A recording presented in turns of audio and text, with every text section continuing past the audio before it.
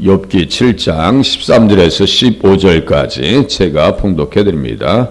혹시 내가 말하기를 내 잠자리가 나를 의로하고 내 침상이 내 수심을 풀리라 할 때 주께서 꿈으로 나를 놀라게 하시고 환상으로 나를 두렵게 하시나이다.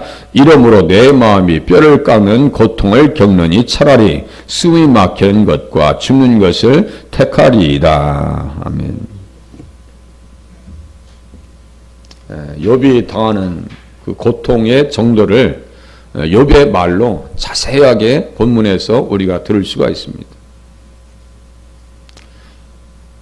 영혼의 아픔, 마음의 괴로움이 있고요. 또 꿈자리도 그렇게 편하지 않습니다. 혹시 내가 말하기를 내 잠자리가 나를 위로하고 내 침상이 내 수심을 풀리라. 사람이 잠자고 나면 그래도 잊어버리기도 하고 회복도 되기도 하고 고민도 좀 줄어들고 그러잖아요. 잠을 푹 자고 나면. 근데 그 잠조차도 잘 수 없는 그러한 상황 가운데 놓여 있다라고 하는 것을 욥이 하소연합니다. 꿈이라도 좀 단꿈을 꾸면 얼마나 좋겠어요. 그죠? 꿈이라도 나와서 막 뛰어다니는 우리 집사님이나 권사님들 몸이 아프신 분들 찾아뵈면 목사님처럼 꿈에서 막 달리고 다니고 그래요. 달리기도 하고 뛰어다니기도 해요. 얼마나 일어서고 싶겠어요. 요양병원에 잠깐 입원하셨던 집사님을 방문했을 때 권사님들에게 하시는 말씀, 걷는 것이 천국이요 그러더라고. 그죠? 걷는 것이 천국이라고. 그러니까 우리는 지금 깨닫는 감사, 주어진 감사보다 깨닫지 못하는 뭐라 할까요? 이게 감사를 잘 찾지 못해요. 우리들은 깨닫는 감사, 감사할 것이 더 많다고요. 그죠? 감사할 것이 너무너무 많아요.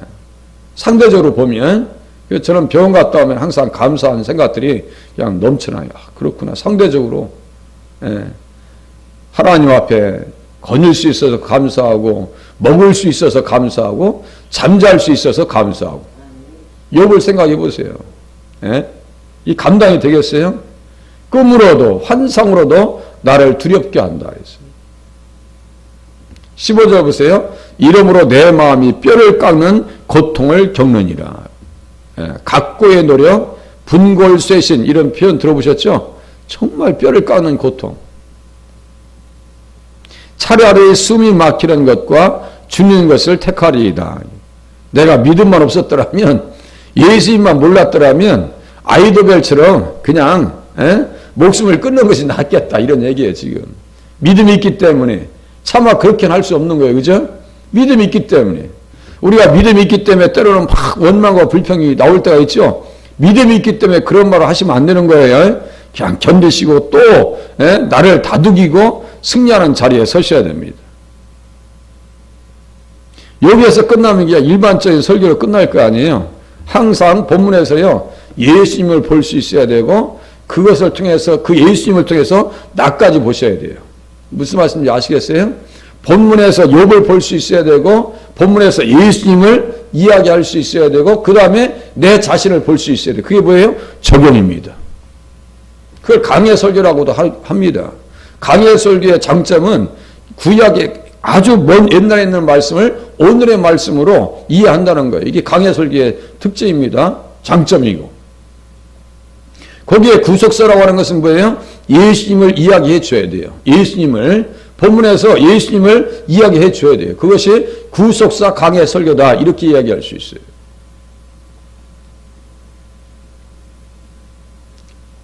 성경을 이해하고 해석하는 대전제 요한복음 5장 39절에요. 대전제 예수님께서 딱 그냥 명령을 내려놓으셨어요. 성경 해석학의 대원칙을 딱 못 박아 놓으셨어요. 제가 읽어드릴게요. 너희가 성경에서 영생을 얻는 줄 생각하고 성경을 연구하거니와 이 성경이 곧 내게 대하여 증언하는 것이니라 그랬어요. 이 말씀을 가지고 성경을 전체를 해석하고 풀어나가야 돼요. 어떤 분이 질문하세요. 그러면 목사님이 구속사로 해석한다라고 하면은 성경 전체를 천편일률적으로 얘기할 수밖에 없는 거 아닙니까? 저도 맨 처음에는 그 고민을 했습니다. 그랬어요. 저도 맨 처음에는. 그런데 본문을 예수님을 모시고 풀어나기 시작하면요. 그렇게 풍성할 수밖에 없고 그렇게 하고 본문의 내용이 더욱더 풍성하게 의미가 드러납니다. 그러니까 그래요 그러시더라고요. 사실상 그래요. 의미가 축소되거나 의미가 수준이 낮아지거나 그러질 않습니다. 본문을 예수님이 모시고 들어가면요. 전혀 본문이 약화되질 않아요. 더 강화되죠. 그럼 더 좋은 거 아니에요? 감사한 거 아니에요? 성경을 통해서. 그래서 예수님의 그 모습과 이 본문과 이렇게 쭉 연결해서 보면요. 어제도 말씀드렸죠. 예수님은 내 마음이 괴롭다. 내 마음이 괴롭다. 욥이 이야기하는 것처럼 내 영혼의 아픔, 내 마음의 괴로움, 이 괴로움과 아픔 속에서 우리는 누구의 괴로움과 아픔을 또 생각해 보셔야 돼요. 예수님의 고통과 고난과 괴로움의 자리도 생각할 수 있어야 됩니다. 그러니까 욥은 누구의 그림자라고요? 예수님의 그림자고. 그래서 욥은 누구예요? 의로운 사람이라고요. 예수님과 관계가 있어요, 없어요? 100% 관계가 있어요. 구약의 3대 의인 노아, 또 누구예요? 다니엘, 욥이에요. 노아는 예수님 이야기 했어요, 안 했어요? 예수님을 알았어요, 몰랐어요? 안 정도가 아니에요. 120년 동안 그리스도의 의를 전파하다가 간 사람이에요. 의를 전파했다는 것은 누굴 얘기했다는 거예요? 예수님을 이야기했다는 겁니다. 아니 자기가 잘났더니 공자왈 맹자왈 했겠어요? 천만의 말씀이요. 의를 전파했다는 것은 우리가 피할 길은 예수밖에 없다는 얘기입니다. 노아가 그런 거예요. 다니엘은 예수님 얘기한 정도가 아니에요. 다니엘과 신약 시대의 그 중간 시대에 있었던 모든 역사적 과정을요. 다니엘은 그것을 다 이어내서 정확하게 풀어내요. 그 알렉산더 대왕까지 거기 다 들어와 있다 그랬죠. 그 안에. 바벨론, 메대, 바벨론, 그 다음에 메대 바사, 그 다음에 그리스, 로마 지구까지 정확하게 다니엘서 2장에 예언합니다. 그러니까 다니엘은 3대 의인 중에서 한 사람으로 들어간다니까 에스겔이 평가해 준 거예요. 그 다음에 욥입니다. 예수님께서 말씀하셔요. 나의 괴로움 하시면서 지금 내 마음이 괴로우니 무슨 말을 하리요. 지금 욥과 똑같은 언어가 예수님 말씀 속에 나온단 말이에요. 내 마음이 괴로우니 무슨 말을 하리요. 아버지여 나를 구원하여 이 딸을 면하게 하여 주옵소서. 그러나 내가 이를 위하여 이때 왔나이다 하니까 주님께서 말씀하십니다. 아버지께서 아버지여 아버지의 이름을 영화롭게 하옵소서 하니까 하늘에서 소리가 납니다. 내가 이미 영광스럽게 하였고 또다시 영광스럽게 하리라. 내가 이미 영광스럽게 하였고 또다시 영광스럽게 하리라. 예수님이 이 땅에 오시면서 하늘의 영광이요 땅에는 평화예요. 영광스럽게 하셨고 또 영광스럽게 하리라 라고 하는 것은 예수님 부활로 승리하게 하신다는 얘기예요. 욥은 하나님께서 기뻐 받으셨어요. 욥기 42장 9절 배워보세요. 욥기 42장 9절. 만약 여기서 끝났으면 욥은 재미가 없는 거죠. 승리하니까 욥기가 재미있고 욥기를 통해서 예수님 보는 거죠. 42장 9절 보세요.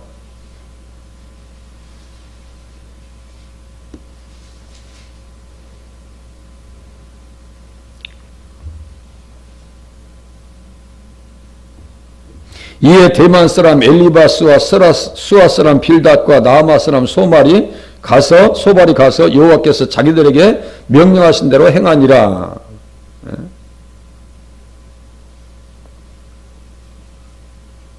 가서 번제 드려 주님께서 말씀하셨어요. 그걸 하고 있다는 거예요. 여호와께서 욥을 기쁘게 받으셨더라. 여기 써 있죠. 여호와께서 욥을 기쁘게 받으셨더라. 만약에 욥이 고난에서 그냥 병들어 죽었어. 끝났어. 그러면 더 이상 이야기할 게 없죠. 그죠? 그런데 욥을 승리하게 하시는 분은 누구예요? 예수님이고. 그가 채찍에 맞음으로 너희가 나음을 입었도다 라고 하시는 말씀이 욥에게 해당 사항이 있어요? 없어요? 이것도 헷갈리시면 안 돼요. 잘 보세요. 욥이 지금 병마에서 자유하게 되고 치료받고 회복됐어요. 그가 채찍에 맞음으로 너희가 나음을 입었도다 라고 하시는 말씀 속에서 너희라고 하는 것에 욥에게 해당 사항이 있죠. 그죠? 우리에게도 해당 사항이 있어요, 없어요? 있습니다.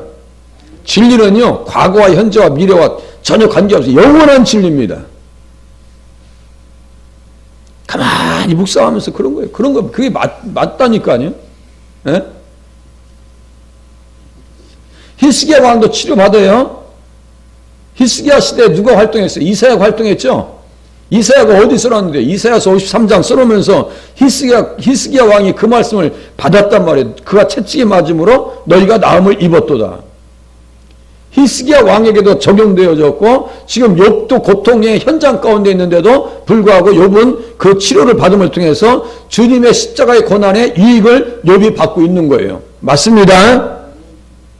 자꾸 이렇게 보셔야 돼요. 어줍지 않죠. 맨 처음에 풀어나는 것은 쉽지 않습니다. 저도요, 이거 하면서 얼마나 이게 어떤 때는 힘든지 몰라요. 안 느껴지니까. 그런데 가만히 묵상하면서 기도하면서 또 생각해보고 또 묵상하고 또 연구하고 다 하다 보면요. 아, 그래서 이렇게 욥기를 통해서 예수님 이야기하라고 써있구나. 그렇게 하고 우리 스승 되시는 목사님께서 딱 한 줄을 나눠요. 메시아 예수 그리스도의 고난의 그림자로 삼으려고 욥에게 이렇게 고난을 주셨다라고 하는 메시지를 딱 한 줄 해놔요. 그러면 아, 그렇게 보셨구나. 몇 번 성경을 보셨다고요? 6,000번. 보니까 그런 내용이 나오는 거예요. 보시니까 그런 내용이 나오는 거예요. 보시고 연구하니까 저렇게 책이 나오는 거예요. 그 책 한 줄 쓰는 게 쉽지 않습니다. 만만치 않아요. 예수님이 편하게 주무셨나요? 이 세상에 계실 때? 마태복음 8장 한번 펴보세요. 마태복음 8장. 욥이 잠 못 자는 것과 예수님께서 잠자리 깊이 못 드시는 것과 같이 연계해서 보시자고요. 자꾸 그렇게 보는 훈련을 하셔야 돼요. 8장 19절 보세요. 마태복음 8장.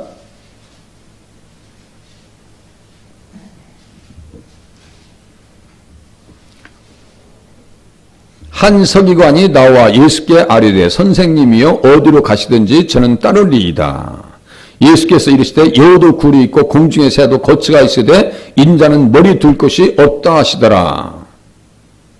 예수님 잠자리가 편하셔요? 불편하셔요? 잠자리 편하실 리가. 아니 또 밑에 보세요. 23절 보세요. 배에 오르심에 제자들이 따랐더니 바다에 큰 놀이 일어나 배가 물결에 덮이게 되었으니 예수께서는 주무시는지라. 제자들이 나와 깨우며 이르되 주여 구원하소서 우리가 죽겠나이다. 한시라도 제대로 주무시는지 보시라니까요. 막 그냥 잠 좀 잘라고 막 깨고 막. 엊그저께 제가 어떤 분 강의를 듣는데 잠 너무너무 피곤해서 잠들라고 할 때 그냥 전화가 와가지고 너무너무 짜증났다고 하더라고요. 잠자리가요, 예수님의 잠자리는 편안한 잠자리가 아니었고요. 왕궁 같은 집이 아니셨습니다. 이 땅에 태어났을 때 마구간에 태어난 사람이 누가 있어요? 우리 중에 한 사람이라도 마구간에서 태어나신 분 있나요?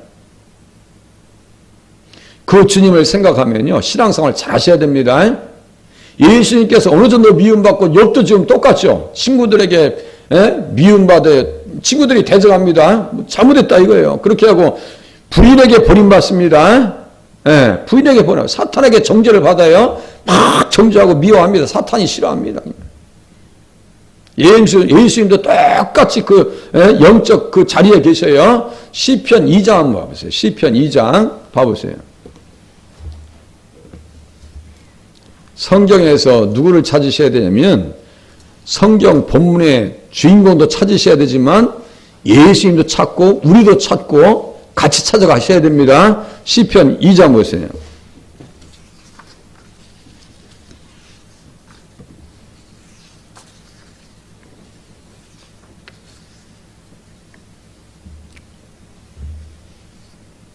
(1절) (2절) 보세요.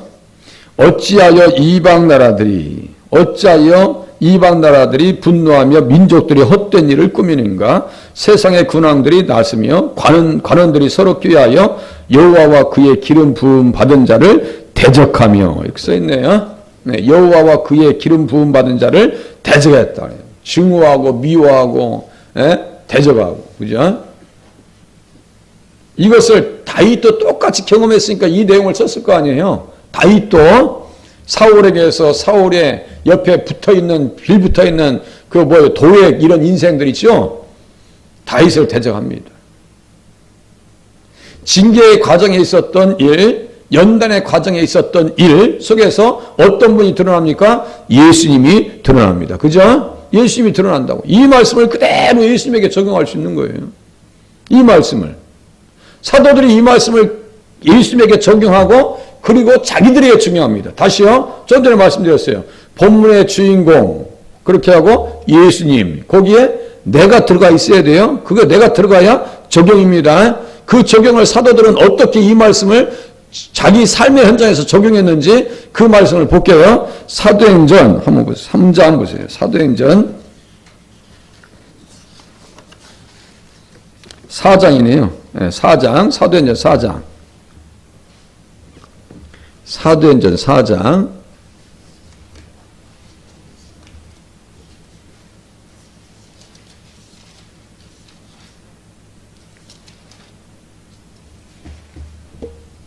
(25절이요) 사장인데 4장 25절.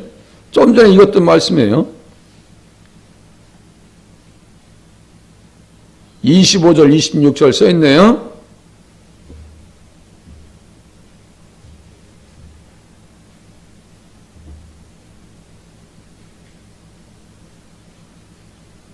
(25절) 이하 보세요. 또 주의 종 우리 조상 다윗의 입을 통하여 성령으로 말씀하시기를 어찌하여 열방이 분노하며 족속들이 허사를 경영하였는고 세상의 군왕들이 나서며 관리들이 함께 모여 주와 그의 그리스도를 대적하도다 하신 이로소이다. 과연 헤롯과 본디오 빌라도는 이방인과 이스라엘 백성과 합세하여 하나님께서 기름 부으신 거룩한 종 예수를 거슬러, 기름 부으신 자가 예수님이십니다. 하나님의 권능과 뜻대로 이루려고 예정하신 그것을 행하려고 이성에 모였나이다. 주여 이제도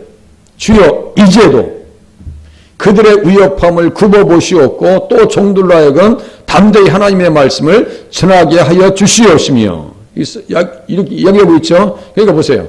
예수님이 등장하십니다. 그렇게 하고 그때의 상황 속에서 과거와 현재를 일치시킵니다. 그렇게 하고 이제도 이렇게 얘기합니다. 그게 누구 얘기하는 거예요? 자기들 얘기하는 거예요. 지금 본문에서 본문의 주인공 볼 수 있어야 되고 거기에서 누구를 만나셔야 돼요? 예수님을 모셔드려야 되고 그 다음에 누가 있어야 돼요? 내가 있어야 적용이 됩니다.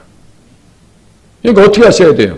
본문에서 욥이 한 이야기와 같은 어떤 엄청난 어려움이 찾아온다 할지라도 우리들은 욥과 같이 승리할 수 있다라고 하는 믿음을 가지셔야 되고 승리하게 하신다는 확신을 가지셔야 되고 그렇게 하나님께서 허락해 주신다는 믿음을 가지고 신앙생활을 하셔야 됩니다. 그렇게 자꾸 적용하셔야 돼요. 다시요. 그가 채찍에 맞음으로 너희가 나음을 입었도다 라고 하시는 말씀은 욥에게도 히스기야 왕에게도 오늘 우리에게도 적용된다는 사실을 깨달으시길 바랍니다. 그렇게 보셔야 돼요. 몇 장만 더 넣은 거 볼까요? 사도행전 13장 봐보세요. 13장 어떻게 말씀을 적용했는지 보세요. 13장 47절 조금 의아해 하시는 것 같아서 또 볼게요. 47절 주께서 이같이 우리에게 명하시되 우리가 나옵니다. 우리에게 명하시되 내가 너를 이방의 빛으로 삼아 너로 땅끝까지 구원하게 하리라. 여기 너가 누구냐면요. 예수님이에요. 종의 노래라고 그래요. 그것을 그 앞에 보세요. 기억자 써있네요. 제 성경책에 보면 이사야서 49장 6절이에요. 이 종의 노래예요. 네 편의 종의 노래가 나옵니다. 이사야의 종의 노래. 이사야 53장도 그 내용 중 하나입니다. 내가 너를 이방의 빛으로 삼아 너로 땅끝까지 구원하게 하리라 하셨느니라 하니 이방인들이 듣고 기뻐하여 하나님의 말씀을 찬송하며 영생을 주시기로 작정된 자는 다 믿더라 그랬어요. 제가 기도할 때 영생을 주시기로 작정된 자 가끔 표현하죠. 우리는 영생 받기로 작정된 자입니다. 그러니까 무슨 말씀을 사셔야 돼요? 예수님 말씀으로 예수님 말씀을 붙잡고 사셔야 돼요. 성경에서 누굴 먼저 만나야 돼요? 예수님 만나고, 그 다음에 그 저자를 통해서 예수님 소개를 받는 거예요, 지금. 그렇게 하고 누굴 여기서 적용하셔야 돼요? 나라고는 존재를 여기에 집어 넣으셔야 돼요. 그래서 주께서 이같이 우리에게 이렇게 써 있잖아요. 우리라고. 이게 적용이에요. 우리에게.